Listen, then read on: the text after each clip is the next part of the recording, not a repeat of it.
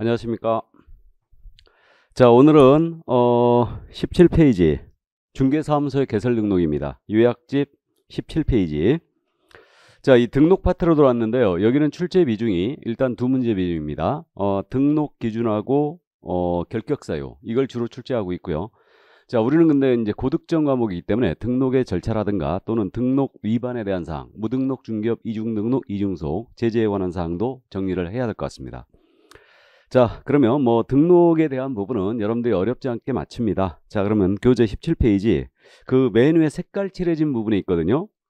그 1번인데요. 중개업을 영위하려는 자는 중개사무소의 개설 등록을 해야 한다 그랬죠.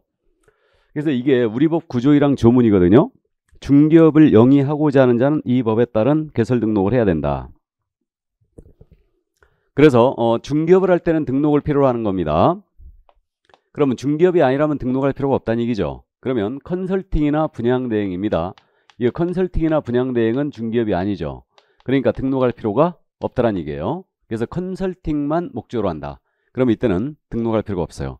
그러나 컨설팅에 부수하여 만약에 중개업을 한다. 그래도 등록을 해야 된다고 했습니다. 그러니까 부수요로 하더라도 중개업이 되는 거죠. 그리고 우리 이제 국토부 유권해석 입장은 인터넷상으로만 중개업을 하더라도 이거는 사무소를 확보하고 등록을 해야 된다는 게 유권해석인데 타당한 걸로 일단 보입니다. 그럼 우리는 중개업을 할 때는 등록을 해야 된다. 그럼 이 등록의 의무는 이제 영업 허가다. 그 정도만 이해하자고 그랬는데 등록의 성격이거든요. 뭐 이건 시험에 출제하는 부분은 아닌데 가볍게 이해를 됩니다. 이 등록이라는 것은 중개업을 하기 위해서는 등록을 하라고 했죠. 그러니까 중개업을 영위하기 위한 적법 요건이죠. 그죠? 그렇게 이해하시고. 근데 이게 유효 요건이 아니라는 건 이해하고 있어야 돼요. 그러니까 이게 뭔 얘기냐면 요 갑을 간의 거래를 등록하지 아니한 자가 소개했습니다. 그럼 등록하지 아니한 자가 소개했다요? 계약이 무효가 되는 건 아니죠. 그래서 등록은 계약의 효력에 영향을 미치는 요인이 아니다. 그러니까 적법 요건에 불과하고 유효 요건이 아니라는 얘기예요. 효력 요건이 아닙니다. 근데 우리 토지거래허가 공부한 적 있지 않습니까? 그럼 토지거래 허가를 받지 않고 허가구역 내 토지를 거래했다. 계약이 무효가 되는 거죠. 그래서 토지거래허가는 효력 요건이에요. 자, 다음 우리 등록은 기속성을 띠고 있죠. 그러니까 등록 기준에 적합하면 반드시 등록을 해줘야 된다. 그러니까 재량권이 없다는 얘기고, 다음 명령적 행정위 중에 하나죠. 그 중에 허가로 들어갑니다. 금지를 풀어주는 해제 의미인 허가의 성격을 띠고 있어요. 그러니까 사실상 등록은 영업 허가입니다. 그렇게 이해하시면 되고, 전문 자격증이니까 당연히 일신 연수성이 있고요. 대인성도 있죠. 그래서 양도, 상속, 대여, 이중 등록 다 안 되는 겁니다. 그리고 등록은 한번 해놓게 되면 등록은 계속된다. 이것이 등록의 영속성이죠. 그러니까 이 정도 갱신제도가 없기 때문에 영속성이라고 부르는 거예요. 참고하시고요. 자, 그러면 이제 본론으로 와서 등록의 기준에 대한 내용을 봅니다. 이 등록 기준은 아주 출제를 잘하고 있고 거의 매회 출제하니까요. 반드시 이해를 꼭 해두셔야 됩니다. 그래서 현재 등록을 할 수 있는 자는 크게 개인과 법인으로 나눠놨죠, 지금. 그래서 개인을 우리 민법 시간에 뭐라고 한다고요? 자연인이라고 부릅니다. 그럼 자연인의 등록 기준은 자격을 취득할 것. 이게 첫 번째. 뭐 큰 문제 없습니다. 다음에 중개사무소를 확보할 것. 그러니까 이제 물적 설비 확보라는 얘기고 실무 교육을 받을 것. 다음에 결격에 해당하지 않을 것. 이렇게 네 가지. 별로 암기할 필요도 없어요. 그래서 가볍게 이해만 해주시면 되는데 이 뒤에 숨어있는 내용을 가볍게 좀 이해를 해두시기 바랍니다. 그럼 자격 취득과 관련해서는 변호사만 주의하면 돼요. 그래서 변호사 있지 않습니까? 변호사일지라도 공사자격증이 없다. 등록할 수 없죠. 근데 시험에서는 이렇게 묻지 않는다고 그랬어요.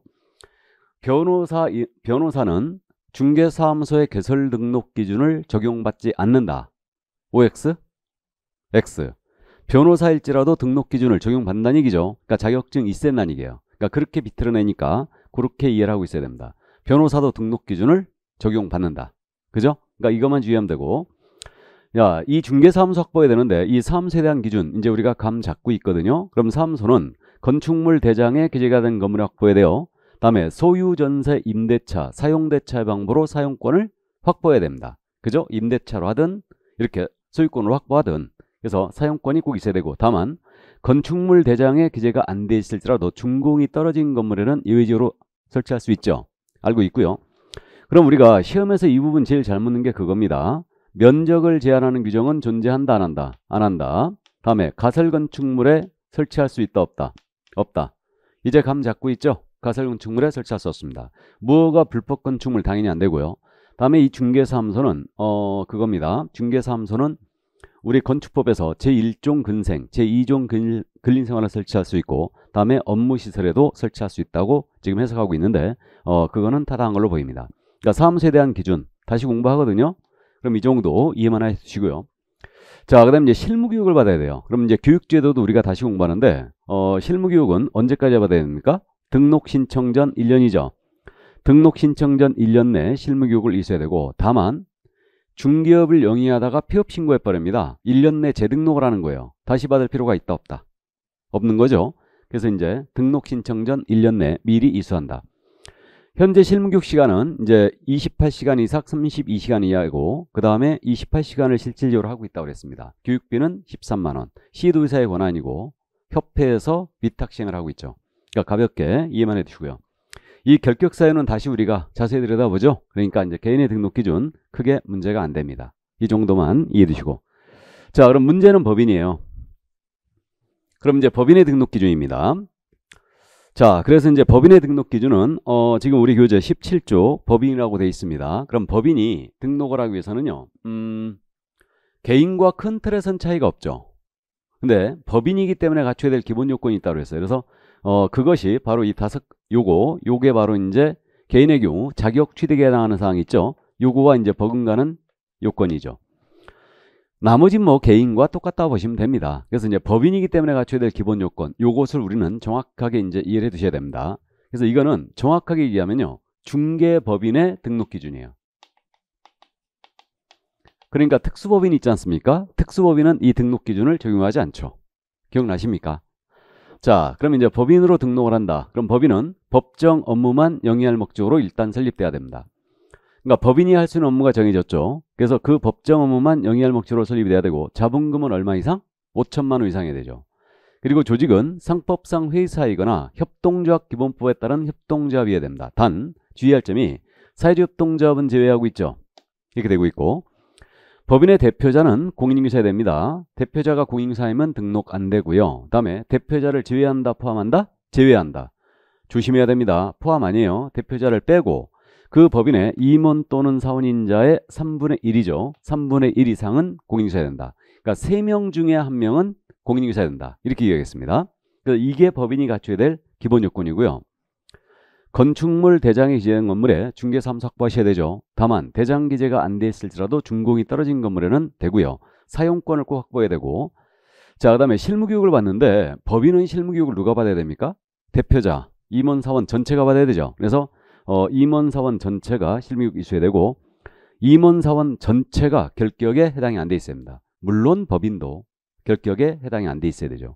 그래서 이게 이제 등록 기준인데 이 뒤에 숨어있는 내용을 우리가 가볍게 살펴봤었습니다. 그래서 이 숨어있는 내용을 가볍게 들여다봅니다.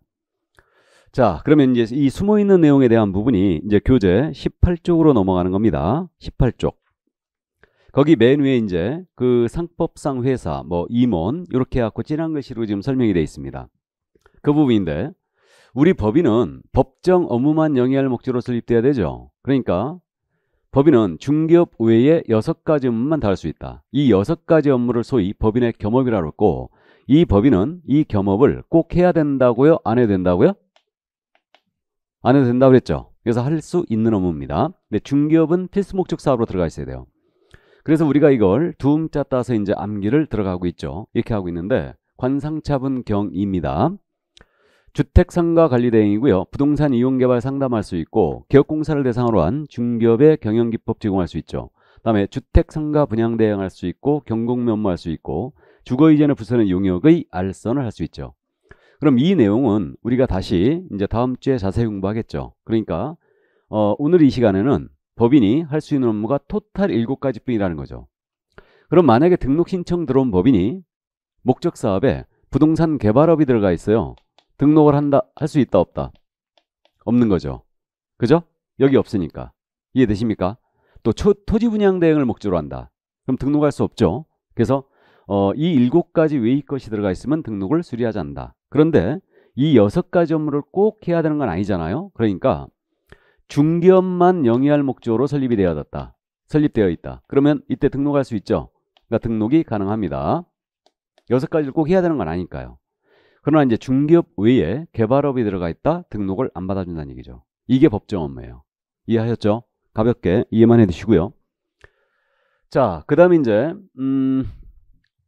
조직은 자본금은 무조건 5천만 원 이상이 되고 조직은 상법상 회사이거나 협동조합 기본법에 따른 협동조합이 된다고 했어요. 그럼 상법상 회사는 5가지가 있다고 했습니다. 주식회사, 유한회사, 유한책임회사, 합자회사, 한명회사가 있다. 이 5가지가 있고 회사 제도에 대한 깊이 있는 이해는 필요 없어요. 우리는 여기까지예요. 상법상 회사로 중개법인을 설립하는 경우는 반드시 주식회사 이해해야 한다. 틀렸죠? 거기까지만 이해하고 있으면 돼요. 이게. 자, 그럼 이제 이렇게 이제 5가지 회사가 인정이 되고 있고 그러면 유한책임회사로 가든 합자회사로 가든 한명회사로 가든 아무 상관이 없다더라. 그죠? 이렇게 되고 그 다음에 이제 협동조합 기본법에 따른 협동조합이 가능한데 협동조합 기본법에 따른 협동조합이에요. 그러니까 우리가 농업협동조합, 수산협동조합 이런 거 아니라고 그랬습니다. 그러니까 협동조합은 조합원들의 권익 향상을 위한 단체인데 조합원 5명 모여가지고 시도의사한테 신고하고 등기를 하게 되면 법인 설립 등기하게 되면 협동조합이 성립이 되는 거예요. 그러니까 중개협동조합으로 갈 수도 있다는 얘기죠. 그러니까 법인은 상법상 회사이거나 협동조합이면 돼요. 단 협동조합 중에 사회접동조합은 제외한다고 그랬죠. 이걸 주의해야 돼요. 그러면 사회접동조합이 뭐였냐면 이거였습니다. 그래서 협동조합 중에 지역 주민들의 권리, 이제 복리 증진과 그 다음에 소외계층, 취약계층에 대한 일자리 마련, 서비스를 제공을 위한 협동조합을 얘기합니다. 그러니까 사회접동조합은 기본적으로 이거는 비영리법인이에요. 그러니까 비영리법인이기 때문에 여기는 등록이 안 되는 거예요. 이걸 주의해야 돼요. 사회접동조합만은 안 된다. 그래서 제가 그 예를 든 적 있죠. 이 마을이 사과 주산지다. 그러면 마을 주민들이 공동으로 브랜드를 쓰고 공동으로 사과를 생산하고 공동으로 판매 활동하더라 이거예요. 이게 일종의 사회접동조합이라고 했습니다. 그러니까 여기는 비영리법인이기 때문에 등록이 안 돼요. 그래서 그 정도 이해만 해두시고요. 자, 그럼 상법상 회사이거나 협동조합이면 되고요. 이제 임원에 대한 요건, 대표자는 공인인계셔야 되고 대표자를 제외한다고 그랬죠. 제외를 하고 임원 사원인자의 3분의 1 이상 공인해야 되는데 자, 그럼 임원을 따져봐야 되죠. 임원 사원을. 그럼 임원은 우리 이제 알고 있어요. 주식회사, 유한회사 여기 있지 않습니까? 이사감사가 임원이죠. 그럼 중개법인을 유한책임회사로 설립한다. 그럼 여기는 가족들끼리 쬐끄맣게 폐쇄성을 띄운 회사라고 했는데 유한책임회사는 임원이 누구냐면 업무집행자예요.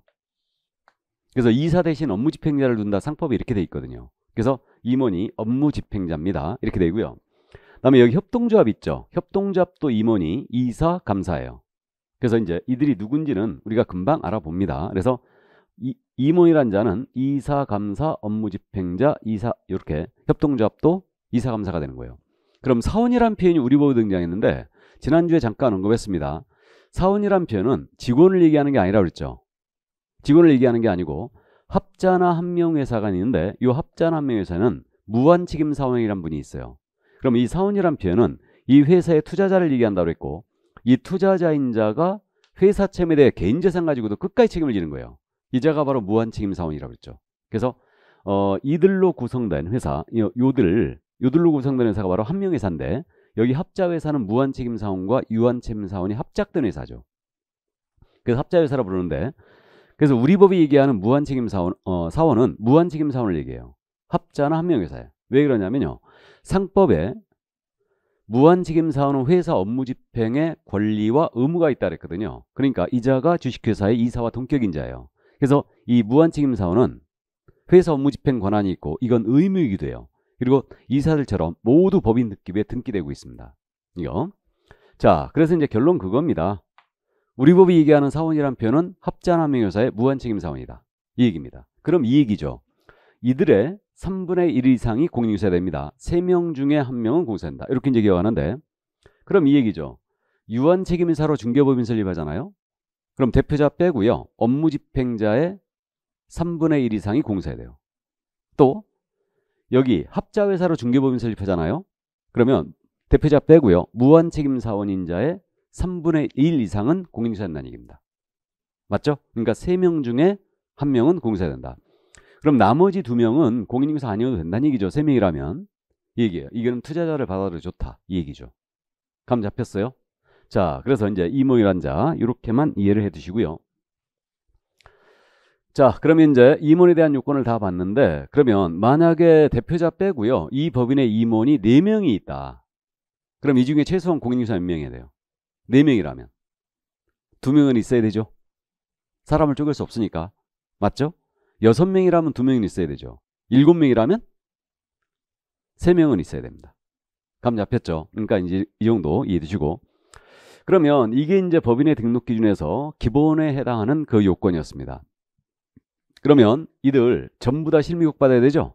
다음에 이들 중에 한 명이라도 결격사유자가 있으면 등록을 안 받아줍니다. 물론 건축물 대장 이전 건물에 사무소 확보해놔야 돼요. 그죠? 여기까지.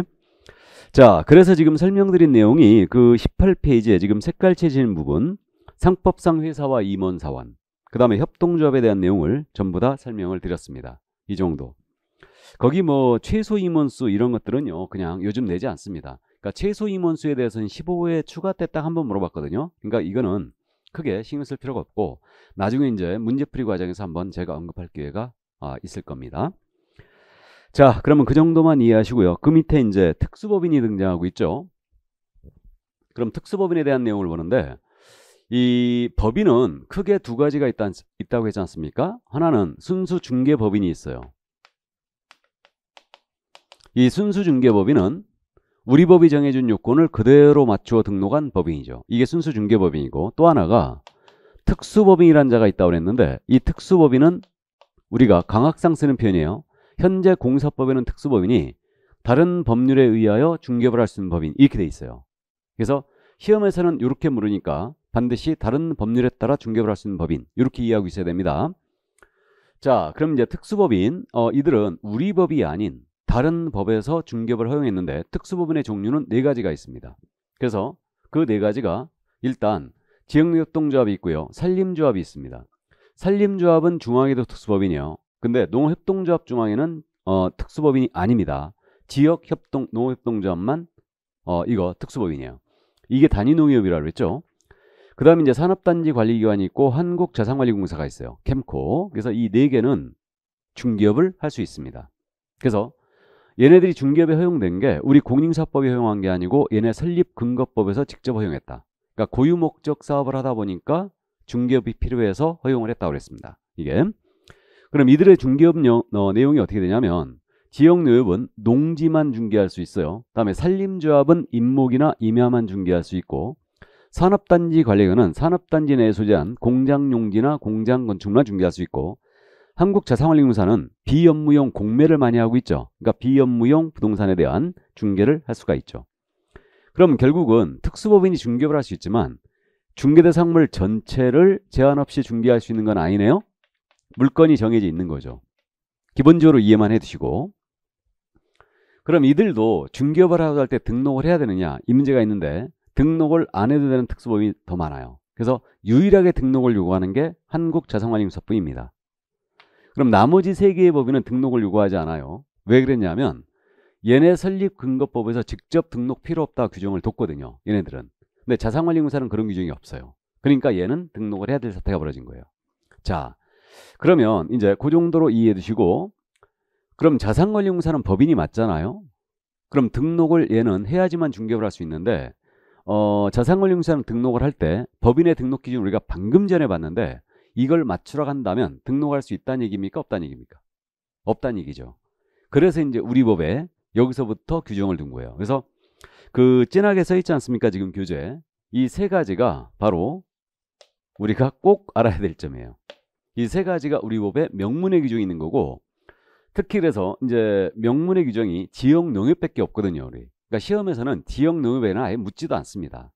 근데 이제 요 3가지를 꼭 같이 이해를 해 주셔야 돼요. 그럼 특수법인은 등록을 하더라도 법인의 등록 기준을 적용한다 안 한다? 적용하지 않습니다. 등록 기준 적용한다 하러 간다면 등록 못 한다는 얘기가 되죠. 그러니까 등록 기준을 배제했어요. 이게 첫 번째 특례. 그래서 그 다른 법률에 따라 중개업을 할 수 있는 법인에 대해서는 법인의 등록 기준을 적용하지 않는다. 이렇게 내면 난이도 하. 근데 이걸 비틀어내는 거죠. 다른 법률에 따라 중개업을 할 수 있는 법인은 그 대표자가 공인중개사가 아니어도 된다. 맞죠? 자본금이 5천만 원 미만이어도 된다. 맞죠? 실무교육을 임원이 받을 필요도 없다. 등록 기준을 전체 배제했어요. 그 점을 기억하시고, 두 번째, 우리 특수법인도 법인이니까 지점에 해당하는 분사함수를 둘 수 있죠. 우리 중개법인의 분사함수의 책임자는 공인중개사에 한다는 요건이 있잖아요. 이 요건을 특수법인한테는 적용하지 않아요. 그럼 특수법인의 분사함수의 책임자는 공인중개사가 아니어도 됩니다. 이게 두 번째 특례. 이거 아주 잘 묻습니다. 그러니까 특수법인의 임원 중에는 공인중개사가 한 명도 없어야 되는데 분사함수의 책임자만 공인중개사에 한다는 모양새가 이상하잖아요. 그러니까 배제한 거예요. 이게 두 번째 특례고, 세 번째가 지역 농협 있지 않습니까? 여기는 보증을 1,000만 원 이상만 설정하면 돼요. 그래서 원래 법인은 보증 설정 금액이 우리 얼마예요? 2억 이상이죠. 근데 지역 농협은 1,000만 원 이상이죠. 물론 이 부분은 내년서부터는 지금 2배로 올려야 다 보증 설정 금액을. 그러니까 이 부분은 올해 안 물을 것 같긴 해요.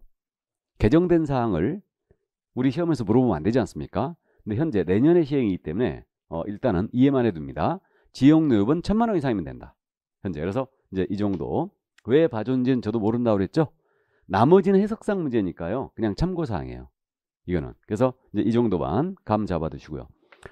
나머지 이제 그래서 요 세 개가 아주 우리 법에 명문이 있는 특수법인에 대한 특별규정이기 때문에 꼭 이해해 두시고, 출제 빈도가 아주 잦은 부분이에요. 이 세 가지는. 자, 그럼 특수법인에 대한 내용을 여기서 이제 모두 정리를 했습니다. 이게. 그래서 있잖아요. 지금 우리 유학과정이 나오고 있지 않습니까? 그래갖고 이 PPT에 띄우는 자료 있죠. 여러분들이 기본서 과정이 나갈 때는, 지금 우리가 4월 달까지 나갈 때는 이게 PPT 자료 때문에 애를 많이 먹었는데 받아 적으실 필요 없다고 그랬죠? 이거 유학집에 다 있다고 그랬어요. 내용이. 그러니까 다 있지 않습니까? 그죠? 자, 그러면 이 정도 특수법인에 대해서 여기까지 해두시고, 그래서 여기까지가 이제 등록 기준에 대한 내용인데 여기까지를 아주 잘 물어요. 그렇기 때문에 이 부분 이제 등록 기준에 관한 내용 문제를 한번 확인해 봐야죠. 열이 제 수업을 들을 때는 유인물 출력을 해 놓는 게 좋다고 그랬죠. 그래서 유인물 출력을 해가지고 항상 갖고 계시고, 수업 중간중간에 제가 유인물 풀어드릴 거예요. 근데 물론 이제 출력을 미처 못하신 분을 위해서 제가 PPT로 이 문제를 띄우겠습니다. 그래서 여러분들 그 출력받은 유인물 있지 않습니까? 이 유인물 1번 문제예요. 한번 보죠. 공인중개사 법령상 다음 등록 신청을 한 자 중 등록이 가능한 경우로 했어요. 1번 문제. 바로 확인을 해보는 거예요. 자, 그러면 등록이 가능한 경우, 그럼 동그라미 쳐놓고 시작해야 되죠. 1번입니다. 갑 유한회사의 목적 사업에는 중개업 이외에 부동산 개발업이 포함되어 있다. 부동산 개발업은 법인의 겸업에 안 들어가죠. 그러면 등록할 수 없어요. X. 2번입니다. 을법인은 사회접동조합으로서 자본금이 5천만 원이다. 자, 사회접동조합 나왔죠? 여기에 속으면 안 됩니다. 사회접동조합은 등록할 수 있다, 없다? 없다. 아주 잘 묻고 있습니다. 그러니까 등록 불가. 3번입니다. 병주식회사는 대표자는 공인중개사이나 대표자를 제외한, 대표자는 공인중개사이나, 여기까지 도왔죠. 주식회사도 좋았어요. 다음에 대표자를 제외한 임원 6명 중 2인이 공인중개사이고 나머지 4인은 공인중개사가 아닌 자이다. 등록할 수 있나요? 다른 조건을 다 배제했을 때 주어진 조건만 갖고 고려하는 거죠. 그러면 주식회사 등록할 수 있고 대표자 공인중개사고 임원이 6명이면 제외하고 임용이 6명이면 이 중에 2명만 공사하면 되죠. 그럼 등록할 수 있죠. 그래서 3번 정답이 됐습니다. 이거. 다음 4번이에요. 정공인중개사는 기업공사 A의 소속 공인중개사로서 겸업을 하고자 등록을 신청하였다. 자, 이 부분은 지금 아직 안 했는데 제가 아주 즐겨 쓰는 지문이거든요. 소공사는 등록 신청할 수 없다는 거 알고 있죠. 그죠? 그러니까 소공은 이중속 금지이기 때문에 등록 신청할 수 없습니다. 그만두면 신청할 수 있잖아. 그러면 안 돼요. 그러니까 소공은 등록 신청 안 돼요. 그러면 소공사예요. 겸업을 하고자 등록을 신청했대요. 안 되죠. 등록 불가합니다. 다음에 5번. 무법인은 주식회사로서 감사가 집행유예 기간 중에 있는 자이다. 자, 그럼 주식회사의 감사예요. 감사는 임원이죠. 그러면 집행유예 기간 중인 자가 감사로 있어요. 임원으로 있습니다. 그러면 집행유예 기간 중인 자는 지금 현재 결격이지 않습니까? 그러니까 이 법인도 등록할 수 없습니다. 감 잡혔어요? 물론 이제 이 집행유예가 징역형이나 금고형의 집행유예 됩니다. 그렇게 되고요. 자, 그래서 이제 여기도 등록 불가입니다. 그래서 정답은 3번이었어요. 풀만하세요? 그래서 이게 이제 등록 기준 묻는 문제 중에 가장 응용된 문제예요. 그래서 법인의 등록 기준이다. 옳은 것 틀린 거라. 이 문제가 정통 문제고. 그 다음에 이제 등록을 할 수 있느냐 없느냐 이렇게 지금 물어보는 문제 유형인데 요 문제 유형이 바로 그거예요. 등록을 할 수 있느냐 없느냐. 이때는요. 주어진 조건만 갖고 문제를 푸셔야 됩니다. 자, 그래서 정답 3번이었어요. 자, 그러면 이제 넘어갑니다. 이제 등록의 기준을 다 봤으니까 그럼 이제 등록 기준을 확보했어요. 그럼 그 다음 절차가 당연히 이제 등록 신청 단계로 가야 되죠. 그래서 교재로 돌아옵니다. 18페이지. 그럼 등록 신청으로 들어왔는데 지금 현재 등록을 신청할 수 있는 자는 2명이라고 그랬죠. 그래서 공인인증사이거나 법인이어야 된다. 그래서 개인은 공인인증사야 되고 법인은 일정 요건을 확보해야 된다. 그래서 우리 법 9조 2항 조문인데 이거 생각보다 지금 잘 묻고 있거든요. 그래서 우리 법 9조 2항에 공인인증사 소속공사를 제외한다 그랬어요. 또는 법인이 아닌 자는 중개사무소에 개설 등록을 신청할 수 없다. 그러면 공인인증사나 법인에 하나여 등록을 할 수 있다는 뜻이죠. 그럼 뭐 쉽게 우리가 이해가 됩니다. 여기서 소공사를 제외한다는 말 들어가 있죠. 이 소공사를 제외한다는 말이 뭐다? 바로 소공사는 등록 신청할 수 없다. 왜? 이중속 전면 금지니까. 그래서 소속공사는 등록을 신청할 수 없잖아요. 없습니다. 근데 등록을 신청할 수 있는 데는 안 받아준다. 그렇게 생각하면 안 돼요. 그러니까 소공은 등록을 신청할 수 없습니다. 네. 자, 그래서 이거 생각보다 요즘 잘 물어보니까 꼭 이해해 두시고.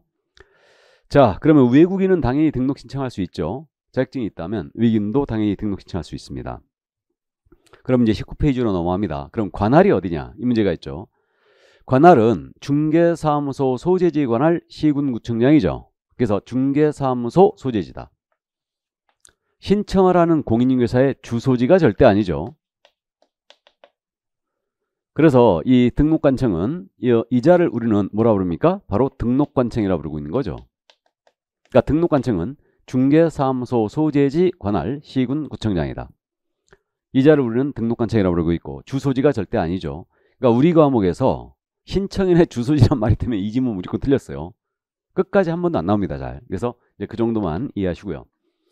자, 그럼 관할 그 정도 이해하시고 그럼 이제 신청을 할 때 서류를 내야 되겠죠. 그럼 서류를 여러분들이 어려워하시는데 감 잡자 이거예요. 서류는 솔직히 잘 안 물어보거든요.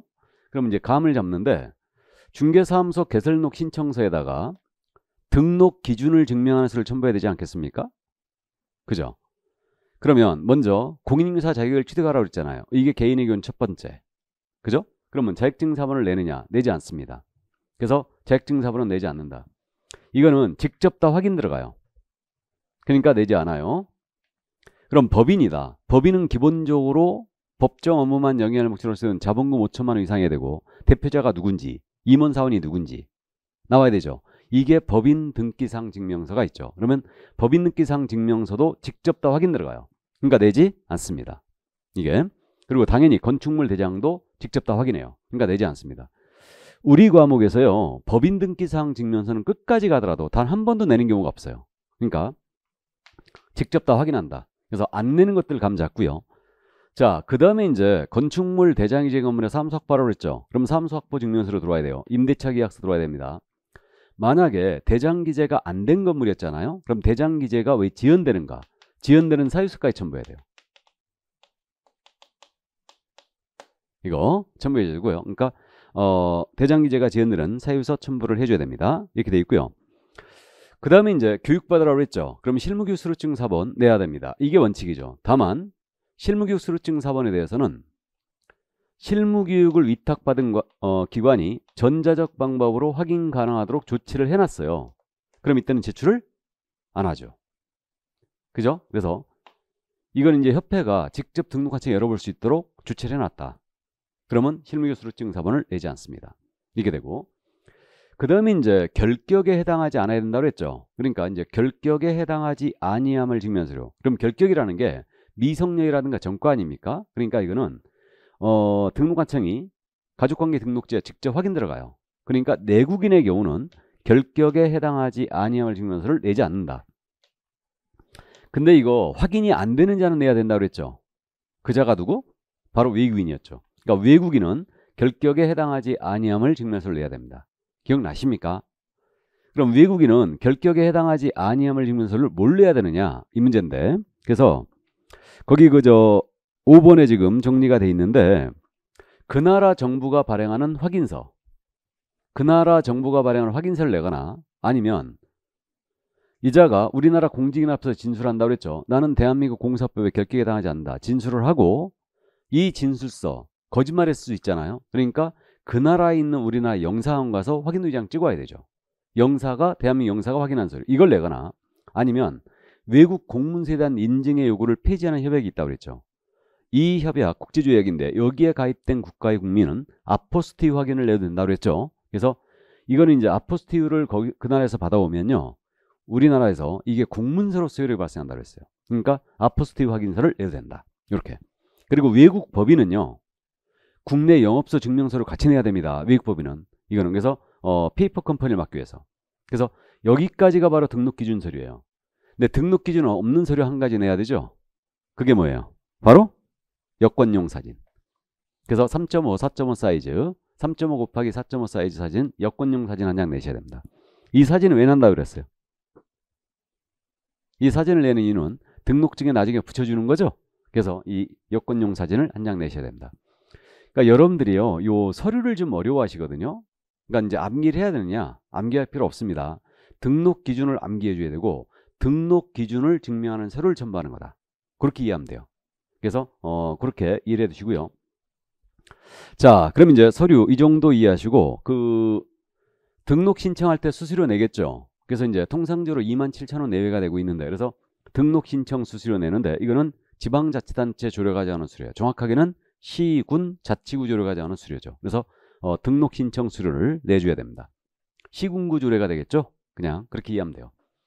자, 그 다음에 등록 신청을 하면서요. 인장 등록도 같이 할 수 있어요. 그래서 등록 신청서 내면서 인장 등록을 같이 들어갈 수 있다. 이게.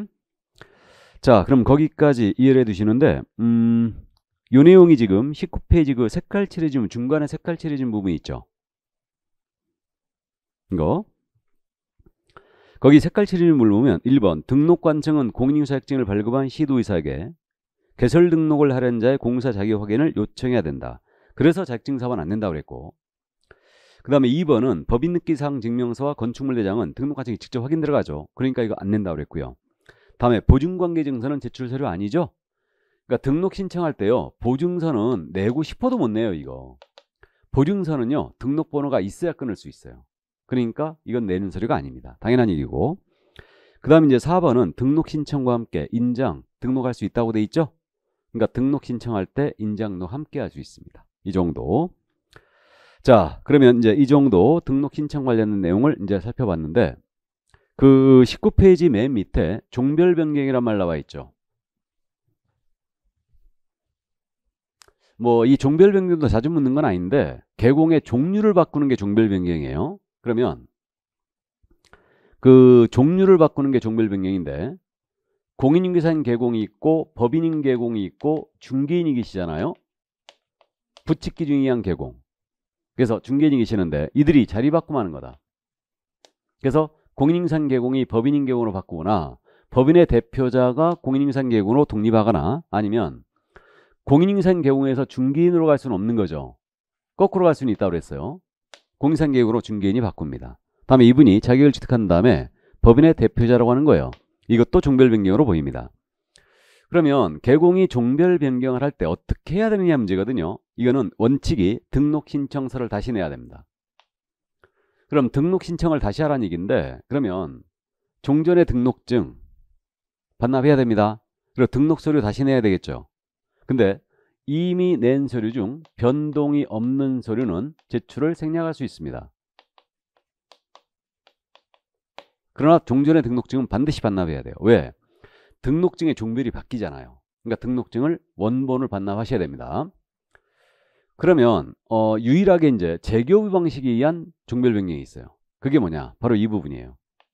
그러니까 등록을 다시 해야 되는데 원칙이 다만 예외적으로 중개인이 자격을 취득하여 동일등록관청 관할구역 안에서 공인인계사인 개별 업무를 계속한다. 그럼 이때는 등록증 재교부 신청함으로써 중개업을 할 수 있죠. 그래서 예를 들면 이제 강남구에서 중개업을 하던 중개인이었는데 이분이 자격을 취득했어요. 그래갖고 같은 강남구 내에서 공인인증상 개용으로 업무를 계속한다. 그럼 강남구청장한테 이때 재교부 신청하면 끝난다는 얘기죠. 근데 이분이 이제 광명시에 가서 하겠다. 등록관청 관할지역 외지역으로 간다. 그러면 관할지역 외로 간다면 이때는 등록을 다시 하라는 얘기죠. 이 얘기죠. 그러니까 동일 등록관청 내에서 계속한다 라고 한다면 이때는 재교부 신청함으로써 공인인증상 개용으로 바꿀 수 있다는 얘기예요. 감 잡혔죠? 그럼 이때 실무교육 다시 받을 필요가 없죠. 현업을 하시는 분들이니까. 그죠? 그 정도 이해하시면 되고 등록증은 물론 반납을 해야 됩니다. 가볍게 이해만 해두시기 바랍니다. 자, 그래서 이제 종별 변경 이제 다 살펴봤고요. 그럼 넘어갈까요? 그럼 검토 및 이제 등록 통지가 나옵니다.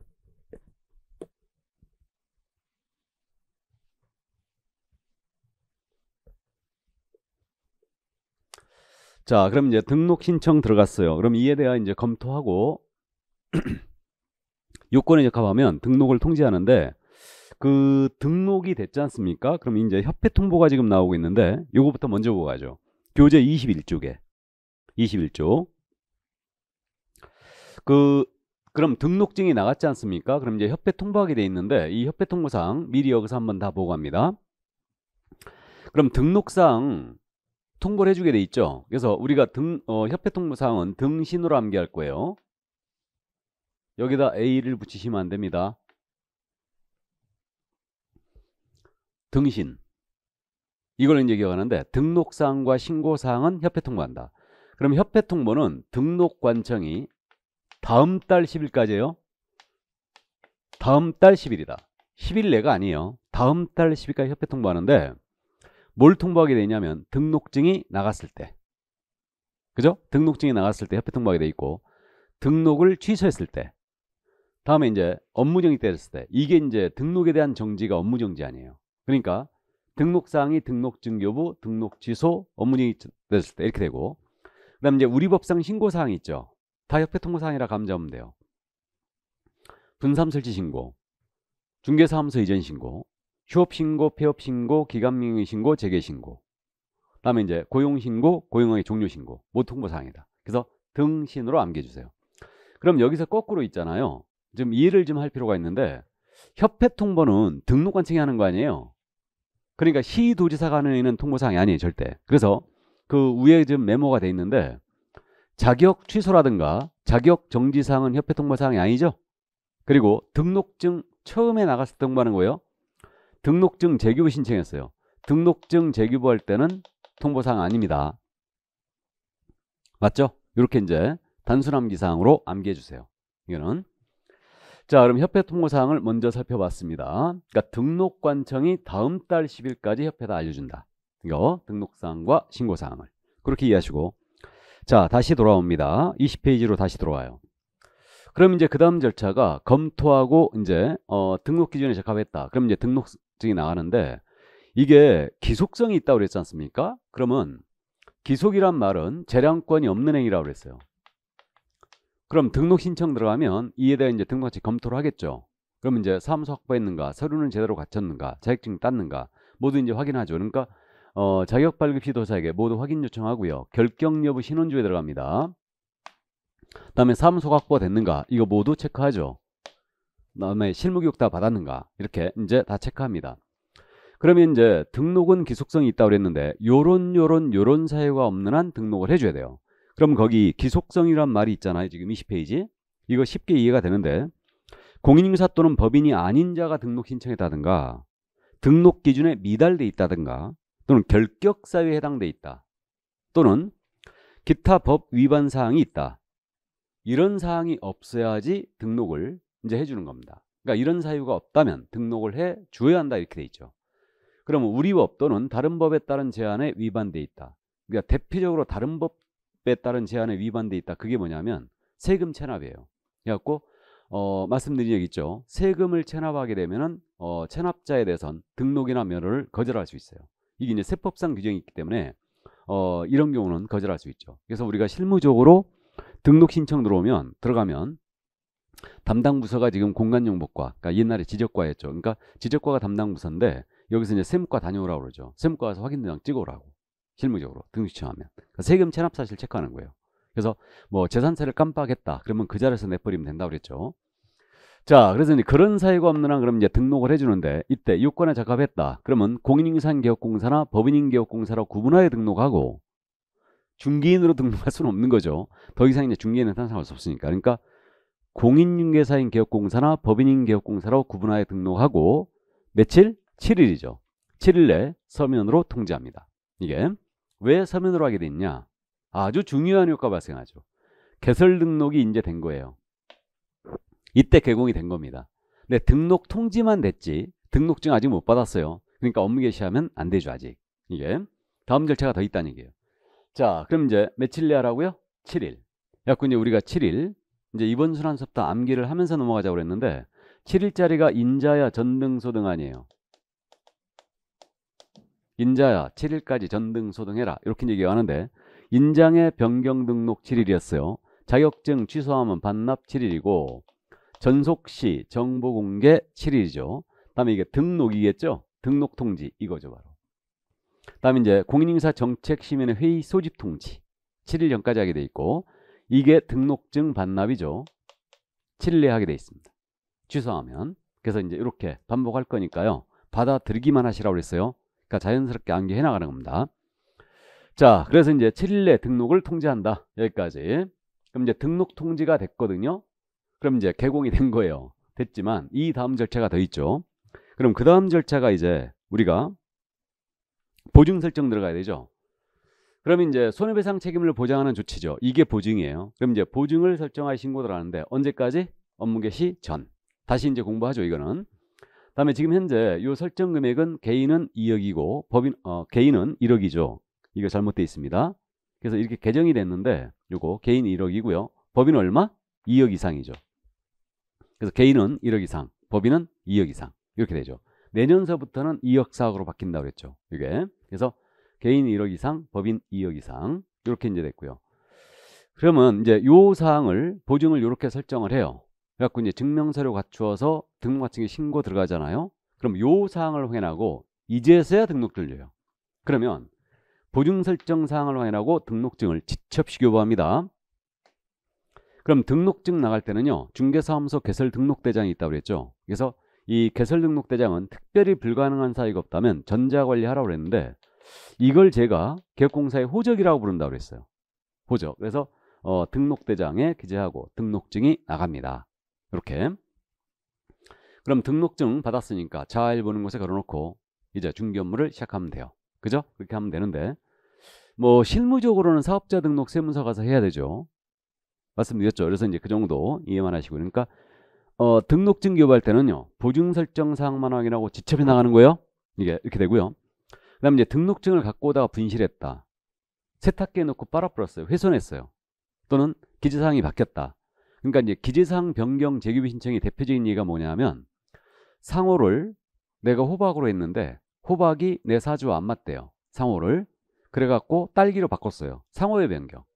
그럼 이거 이제 등록증 재규비 신청할 수 있죠. 물론 이때는 수수료 납부해야 되겠죠. 그리고 이제 분실 훼손을 제외하고는 종전의 등록증 첨부해야 되죠. 재규비 신청할 때. 그죠? 이렇게 되고. 그럼 등록증 나갔잖아요. 그러면 다음 달 10일까지 협회에다 통보해 주는 거예요. 그러니까 협회 통보사항은 미리 이제 보고 들어왔습니다. 자, 그래서 이 정도 이해해 주시고요. 그 참고사항인데요.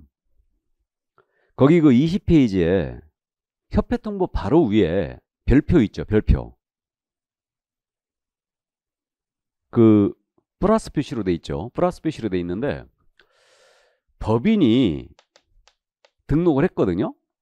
근데 법인의 대표자 있지 않습니까? 대표자가 변경됐어요. 예를 들어서 대표자 A에서 B로 바뀐 겁니다. 그럼 법인의 대표자가 바뀌면요. 이거 신규 등록 사유일까요? 등록증 재규비 신청 사유일까요? 법인이 등록을 한 거죠, 이거. 그러니까 대표자가 바뀌면 이거는 등록증 재규비 신청 사유지 신규 등록 사유 아니에요. 맞죠? 그럼 대표자가 사망했다. 그래가지고 B로 바꾼다. 그럼 역시 재교부 신청 사유죠. 법인이 등록한 거니까. 감 잡았죠? 그러니까 참고해 두시고요. 자, 그러면 이제 이 정도까지. 그래서 이제 여기까지가 이제 등록의 절차였습니다. 그래서 이제 등록의 절차. 그럼 이제 마무리 한번 해보는데요. 그 교재 앞으로 다시 갈까요? 거기 17페이지 보면 17페이지로 잠깐 돌아오세요. 등록 절차 그래갖고 거기 17페이지 그림 있죠. 이게 이제 등록 절차를 한눈에 볼 수 있도록 그렇게 이제 그림으로 지금 그려져 있는데 그것이 바로 이거 아니겠습니까? 이게. 그럼 등록 기준을 확보했어요. 그럼 등록을 신청했습니다. 등록 통지합니다. 며칠 내 합니까? 7일 이렇게 돼 있고요. 그럼 등록 통지가 되면 개설 등록이 된 거라고 그랬어요. 그럼 이전에는 등록이 안 된 상태였죠? 무등록 상태였어요. 그럼 등록 통지가 됐지 않습니까? 그럼 이제 요거 등록은 계속되고 있어요. 그래서 이 등록이라는 것은 위법했던 것을 적법한 것으로 바꿔주는 하나의 적법 요건. 금지를 풀어주고 있으니까 허가의 의미를 띠고 있고, 그 다음에 이 등록은 한 번 해놓게 되면 영원하다. 등록의 영속성이죠. 그죠? 그래서 이제 이게 등록 통지가 되면 등록이 된 거다.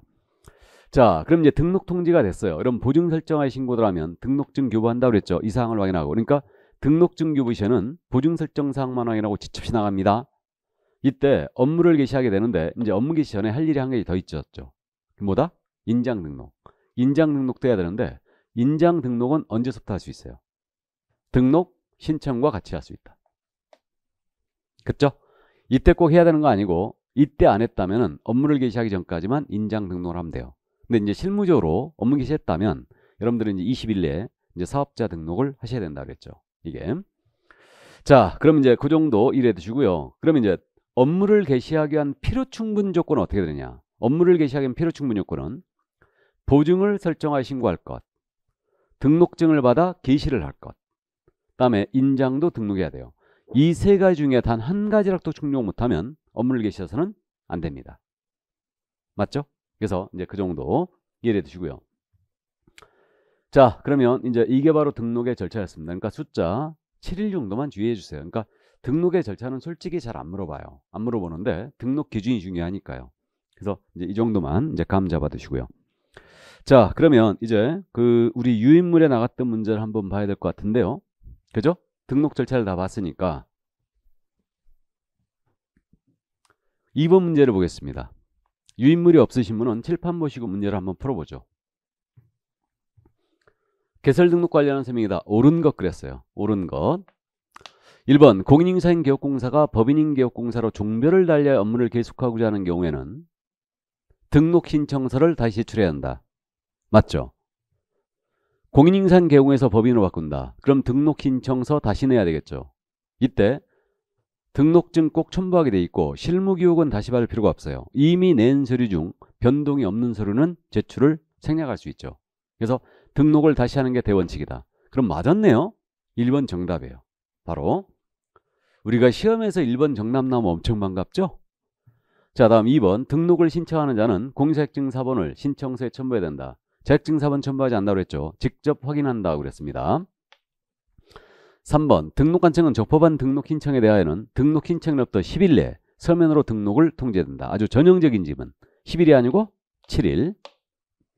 다음에 4번입니다. 등록관청이 등록증을 교부하는 때는 인장 등록 여부를 확인한다.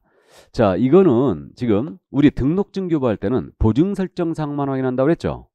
그죠? 그러니까 법문상으로는 보증 설정 사항을 확인하고 지첩 통보한다고 그랬으니까 인장 등록 여부를 확인해야 한다. 틀렸죠, 이거. 인장 등록 여부까지 확인해야 되는 건 아닙니다. 근데 실무적으로는요, 처음에 등록할 때 인장록 같이 받아버려요. 등록증 줄 때. 그렇다고 이거 맞는 거 아닙니다. 그래서 보증 설정 사항만 확인하고 지첩 시 등록증을 준다. 이게. 자, 그래서 인장 등록 여부까지 확인해야 되는 건 아니죠. 5번입니다. 등록을 신청한 자는 중개행에 사용할 인장을 등록 신청과 함께 등록 신고해야 한다. 등록 신청과 함께 신고해야 한다 그러면 틀린 거예요. 할 수 있다 뿐이죠. 그래서 등록 신청과 함께 인장록 같이 할 수 있을 뿐이에요. 이거는 업무를 개시하기 전까지만 하면 됩니다. 됐습니까? 그러니까 정답 1번이었어요. 자, 그럼 여기까지 하고 커피 한 잔 먹고 할까요? 예, 잠깐 쉬었다 하겠습니다.